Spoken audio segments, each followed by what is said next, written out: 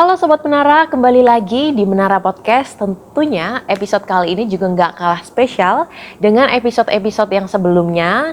Dan kali ini kita akan membahas peranan vital yang mungkin Sobat Menara di rumah sering melewatkan, yaitu petugas hidrografi yang memiliki peranan penting dalam alur pelayaran dan juga menjaga keselamatan dan keamanan dalam bernavigasi.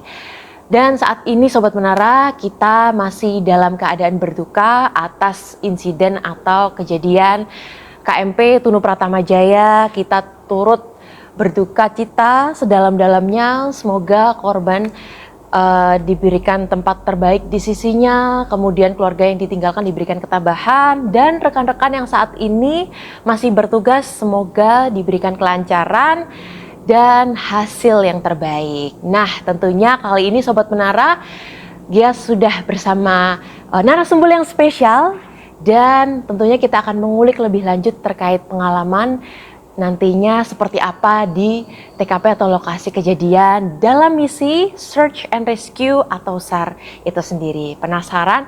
Yuk kita langsung aja mengundang. Ini dia narasumber spesial kita hari ini. Selamat datang, welcome Pak Huda dan juga Pak Yeyen. Bagaimana kabar hari ini? Alhamdulillah baik, Mbak. Alhamdulillah baik. Luar biasa. Kalau Pak Yeyen? Alhamdulillah baik. Alhamdulillah. Luar biasa juga ya. Saya melihat sumringah semangat begitu senyumnya ke hari ini. Baik.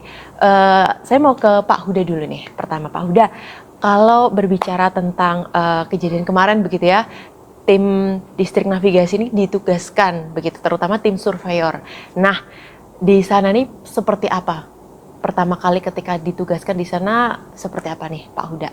Ya, terima kasih Mbak Gia. Selamat siang Sobat Menara. Bahwasanya kejadian KMP Tunu Pratama Jaya ini tanggal 2 Juli dini hari, perkiraan sekitar jam 11. Lalu kami dapat informasi dari broadcast radio, dan kami waktu itu masih bertugas di Probolinggo. Saya, Pak Tony itu masih bertugas di Probolinggo, sehingga dalam kondisi itu kita sibuk ya, dalam arti tugas di luar, kita juga menganalisa ataupun mengupload posisi terakhir dari informasi yang ada. Nah, sampai di Surabaya kami langsung mempersiapkan peralatan karena bentuk dari kepedulian ya terhadap kemanusiaan. Sambil menunggu perintah, kita siapkan peralatan survei. Jadi kita siapkan multi beam echo sounder untuk rencana survei di area kejadian. Nah, dari persiapan itu kita sudah fix peralatan yang dibawa adalah multi beam echo sounder Norgate, di mana alat tersebut mampu mendeteksi lebih dari 100 meter dan bahkan sekitar 200-an meter. Jadi kami siapkan peralatan tersebut, lalu mengurus administrasinya, dan kami diberi perintah berangkat yaitu tanggal 5 Juli. Kami berangkat malam hari, sampai sana jam setengah 4. Saya, Pak Tony dan Pak Yeyen langsung merakit peralatan tersebut di booth survei atau di perahu survei. Setelah itu, karena memang kondisi cuaca yang sangat hebat di Tanjung Wangi, itu kami melakukan survei mulai sekitar jam 8, survei pertama, yaitu pada posisi ice terakhir di mana kapal Tunu Pratama Jaya tenggelam, dan di posisi yang diduga kapal tersebut terbawa arus karena kuatnya arus di sana, begitu. Seperti itu, Mbak. Baik, Pak Huda, luar biasa sekali. Jadi tadi udah diceritakan Pak Huda dari pertama mendapat tugas gitu ya, langsung gercep meluncur ke lokasi. Dan kemudian mungkin Sobat Menara di rumah ini penasaran Pak, tujuan dari dilakukan survei itu tuh untuk apa gitu, terutama dalam kejadian ini begitu. Ya, jadi memang tugas pokok daripada surveyor kenavigasian, terutama di distrik navigasi tipe A kelas Tanjung Perak ini, bahwasanya yang pertama adalah pemetaan jalur kapal untuk keselamatan dan keamanan pelayaran. Yang kedua juga mengevaluasi daripada jalur kapal tersebut, di mana ada obstacle-obstacle baru ataupun tidak. Yang ketiga, salah satunya adalah kegiatan yang barusan kita lakukan, yaitu investigasi. Jadi dalam kegiatan SAR tersebut kita melakukan namanya survei investigasi. Survei investigasi ini dilakukan memang atas atau karena hal kejadian-kejadian yang baru gitu ya, yang baru terutama dia mengganggu atau tidak dalam berlalu lintas kapal atau di sekitar alur. Nah, sedangkan Tunu Pratama Jaya ini kebetulan informasi AIS terakhir itu adalah di sekitar kabel bawah laut. Jadi di Selat Bali itu memang sudah pernah kita survei atau sudah ditetapkan alur perlintasan, lalu alur penyeberangan Ketapang di Gilimanuk, dan juga di area tersebut ada koridor daerah terbatas terlarang kabel laut Jawa Bali. Sehingga dengan kabar Tunu Pratama Jaya yang tenggelam ini, kita juga ada kekhawatiran ya terhadap alur itu sendiri dan juga terhadap keberlangsungan kabel ini. Kalau memang kabel ini kena, itu kan artinya transfer daripada listrik Jawa Bali ini akan terganggu begitu.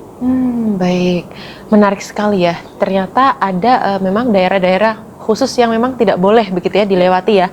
Nah, tapi kekhawatiran itu juga tidak memadamkan semangat dari rekan-rekan untuk tetap melakukan survei begitu ya. Sekarang gue mau bergeser ke Pak Yayan nih. Pak Yayan, kondisi perairan di Selat Jawa Bali itu kan cukup dinamis begitu ya. Ketika melakukan survei, kiranya tantangan seperti apa yang dialami ketika di lokasi? Terima kasih Mbak Gia. Mungkin langsung saya jawab aja. Jadi tantangan yang benar-benar membuat kami dagdikduk dan agak kesulitan memang kondisi cuaca, terlebih arus, ya gelombang dan angin. Jadi waktu pelaksanaan pagi itu memang untuk arus sedikit bersahabat, dalam artian berdasarkan data dari BMKG pun juga demikian. Namun menginjak waktu siang, arus dari utara ke selatan itu kencang. Belum lagi ditambah gelombang dan angin juga mulai kurang bersahabat untuk melaksanakan kegiatan. Namun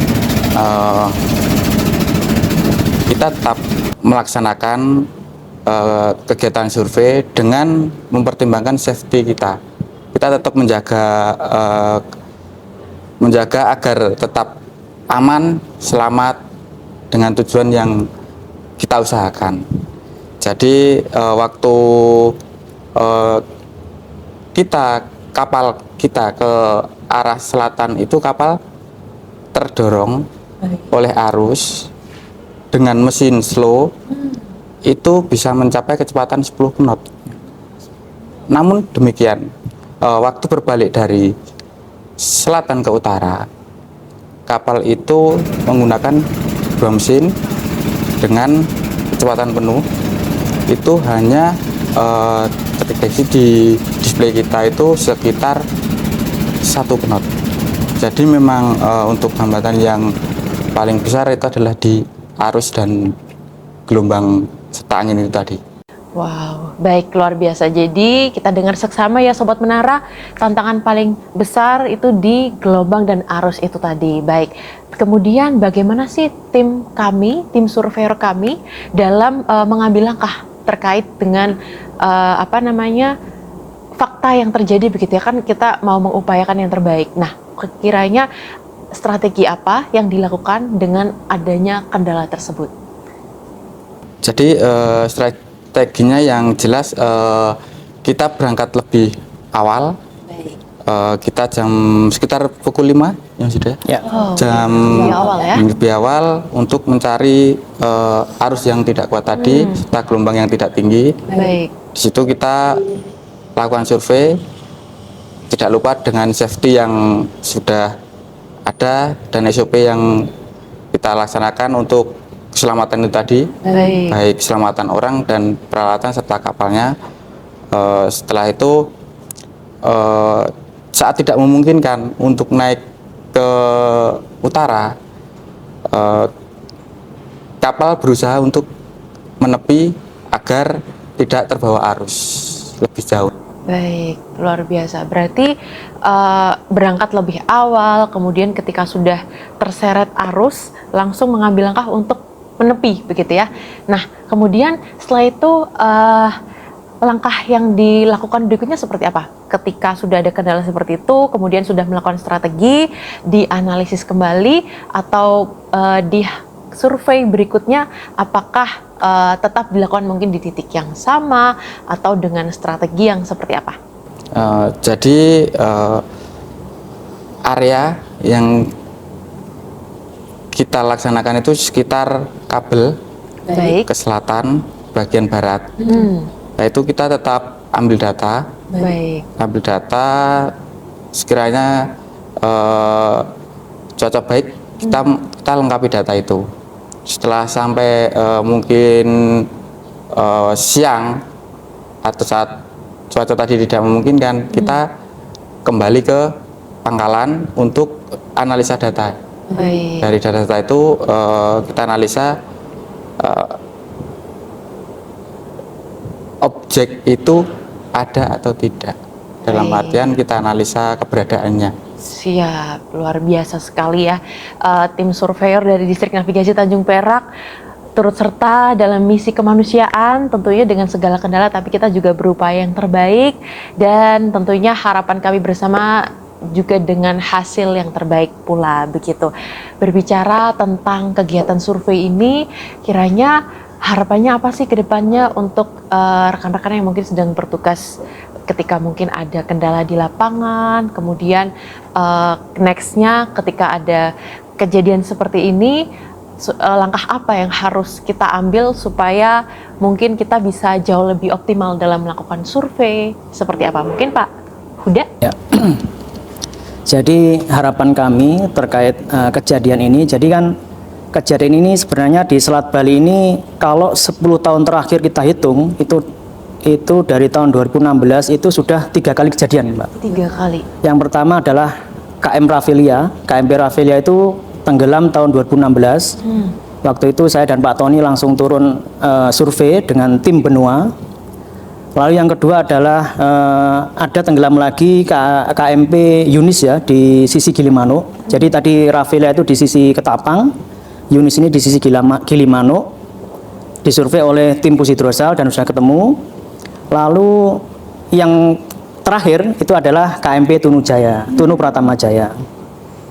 Tentunya dari kejadian-kejadian yang dalam 10 tahun terakhir ada 3 kejadian, harapan kami yang pertama, Ketapang Gilimanuk ini adalah jalur penyeberangan yang paling padat dan dengan kondisi cuaca yang sangat ekstrim. Jadi di sana itu arusnya berbeda dengan daerah-daerah di wilayah kerja kita. Jadi tantangan terberat untuk survei di wilayah kerja Distrik Navigasi itu adalah di Tanjung Wangi. Nah, terus dari model kita survei di sana itu kita kan seperti yang dijelaskan Pak Yeyen tadi, bahwasanya kita itu datang pertama adalah gabung dengan command center atau tim SAR gabungan. Lalu kita bagi tugas, terutama Distrik Navigasi ya, karena Distrik Navigasi yang bekerja di sana itu surveyornya adalah Disnav Tanjung Perak dan Disnav Benua. Nah, dari area operasi atau area investigasi itu kita bagi. Jadi Benua survei di sisi mana, Disnav Perak di sisi mana, lalu kita overlay. Setiap sore, seperti yang Pak Yan jelaskan tadi, kita setiap sore itu analisa data. Lalu dari survei itu pun kita juga mendapatkan hasil survei dari dari saudara tua kita ya, atau kakak tertua kita ya, Pusidrosal. Jadi kita ini kan muridnya Pusidrosal. Baik. Jadi kita dapat dari Pusidrosal, juga kita overlay. Jadi nanti besok pagi, karena cuaca paling bagus waktu itu survei adalah pagi, maka kita jam 5 udah berangkat itu kita sudah menyisir posisi atau area-area yang belum kita cover kemarin gitu. Jadi agar lebih efektif begitu.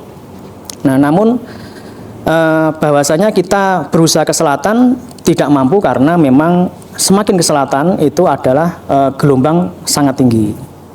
Nah, tentunya dari kejadian-kejadian itu dan apa yang sudah kita lakukan, harapan kami karena kami kemarin survei di sana menggunakan perahu survei atau boot survei dengan kondisi yang sangat ekstrim sehingga tidak mampu untuk mensurvei sampai ke sisi selatan, maka yang pertama untuk kami sendiri harapannya agar alat-alat survei kita itu bisa terinstal di kapal kelas 1. Karena memang KMP Turun Pratama Jaya ini kemarin ditemukan di sisi selatan. Jadi dari sisi kita survei itu sampai area boom itu dia di sebelah selatannya lagi.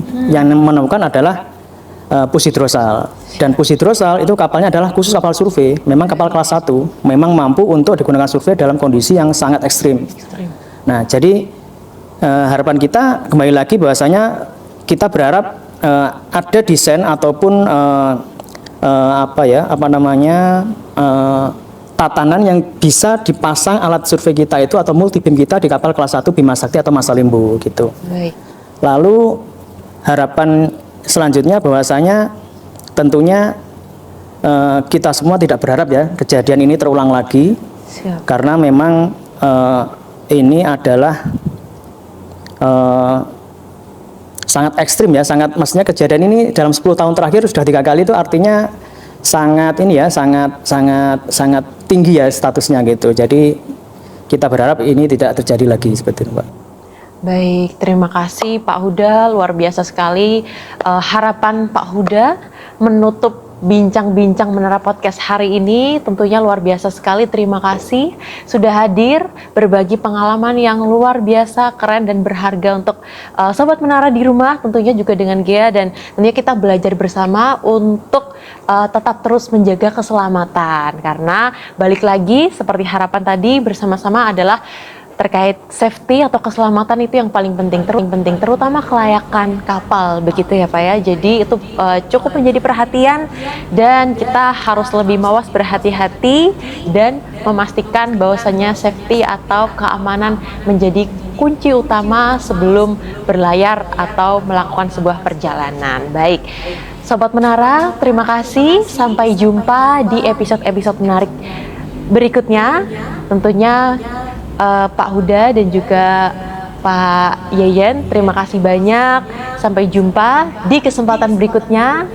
Distrik Navigasi Tanjung Perak siap Laksanakan.